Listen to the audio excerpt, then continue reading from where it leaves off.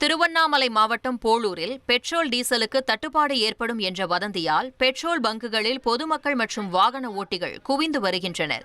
இருசக்கர வாகனங்கள் மட்டுமின்றி 25 லிட்டர் தண்ணீர் கேன்களிலும் எரிபொருளை போட்டி போட்டுக்கொண்டு நிரப்பிச் செல்கின்றனர். இதனால் கடலூர் சித்தூர் தேசிய நெடுஞ்சாலையில் சுமார் அரை மணி நேரத்திற்கும் மேலாக போக்குவரத்து பாதிக்கப்பட்டது.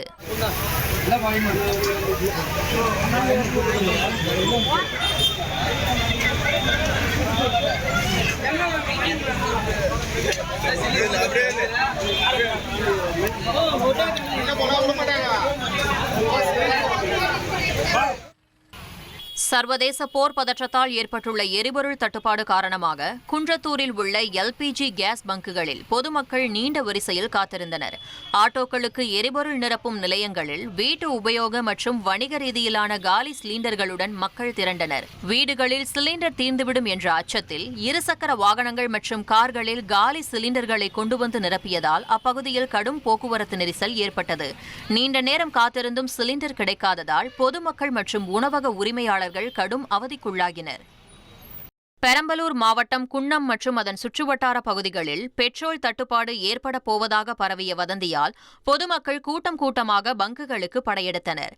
எரிபொருள் தீர்ந்துவிடும் அல்லது விலை உயர்ந்துவிடும் என்ற அச்சத்தில் இருசக்கர வாகனங்களுக்கு முழுமையாக டேங்க் நிரப்புவதுடன் 5, 10 மற்றும் 20 லிட்டர் கேன்களிலும் வாட்டர் பாட்டில்களிலும் பெட்ரோலை நிரப்பிச் சென்றனர். நீலகிரி மாவட்டம் குன்னூரில் எரிபொருள் தட்டுப்பாடு ஏற்பட போவதாக பரவிய வதந்தியால் கேன்கள் மற்றும் ட்ரம்களில் பெட்ரோல் வாங்க பொதுமக்கள் குவிந்ததால் பரபரப்பு ஏற்பட்டது. வாகன ஓட்டிகள் மட்டுமின்றி தேயிலை தொழிற்சாலையை சேர்ந்தவர்களும் பெரிய ட்ரம்களில் பெட்ரோலை வாங்க குவிந்தனர்.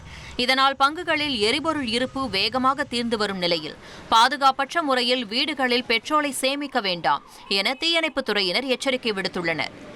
வணிக சிலிண்டர் தட்டுப்பாடு காரணமாக வேலூர் மாவட்டம் குடியாத்தத்தில் இரவு நேரங்களில் செயல்பட்டு வந்த பல சாலையோர உணவகங்களும் தற்போது கேஸ் தட்டுப்பாடு காரணமாக மூடப்பட்டுள்ளன. தற்போது சில கடைகள் மட்டுமே இயங்கி வருகின்றன. இந்த நிலை தொடர்ந்தால் இனி இரவு நேர உணவகங்களை திறக்க முடியாமல் போகும் என்ற கவலை உணவக உரிமையாளர்கள் மத்தியில் எழுந்துள்ளது.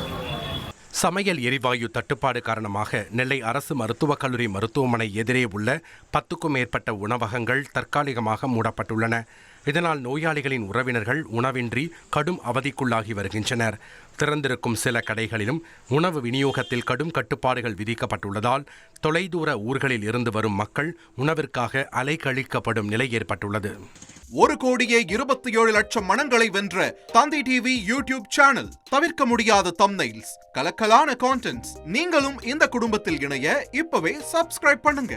அசுரபலம் கொண்ட எங்கள் டிஜிட்டல் கரங்களில் உங்கள் விளம்பரங்களை சேர்க்க வாட்ஸ்அப் பண்ணுங்க.